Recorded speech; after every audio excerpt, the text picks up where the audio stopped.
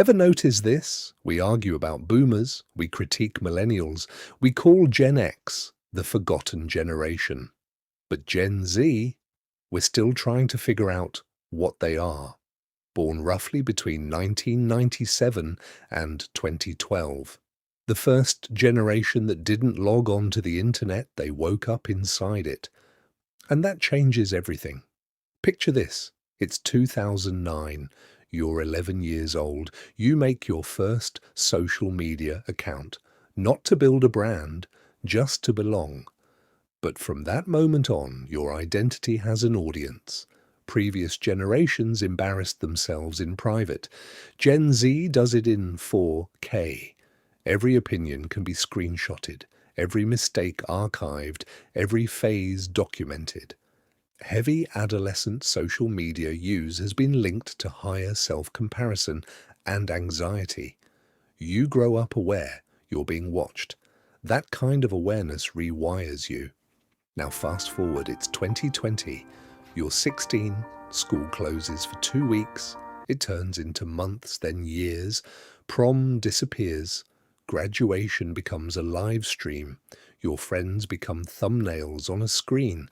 Teen mental health crisis rates spiked sharply during the pandemic.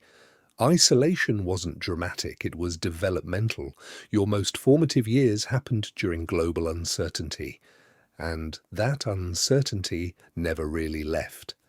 Gen Z watched financial instability, climate anxiety, political chaos, all before their prefrontal cortex fully developed.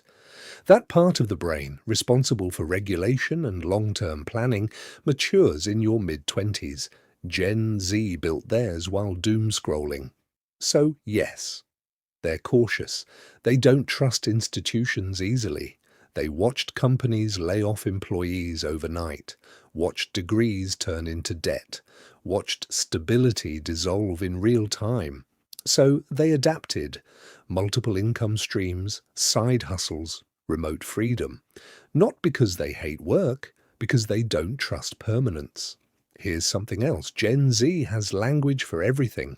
Attachment styles, gaslighting, trauma responses, boundaries. They can diagnose dysfunction in seconds.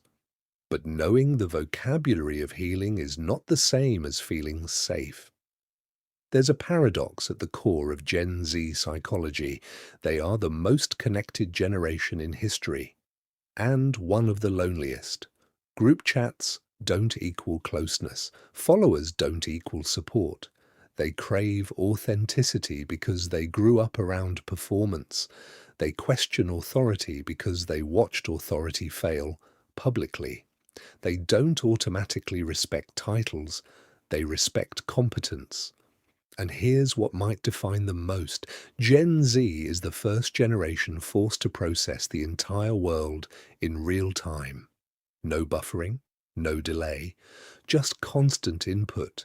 They're not fragile, they're overstimulated, they're not entitled, they're recalibrating what stability should look like in an unstable world. They're not broken, they're adapting, and like every generation before them, they're being shaped by forces bigger than themselves. We just happen to be watching it happen. If this resonated, you're probably part of it, and this is only the beginning.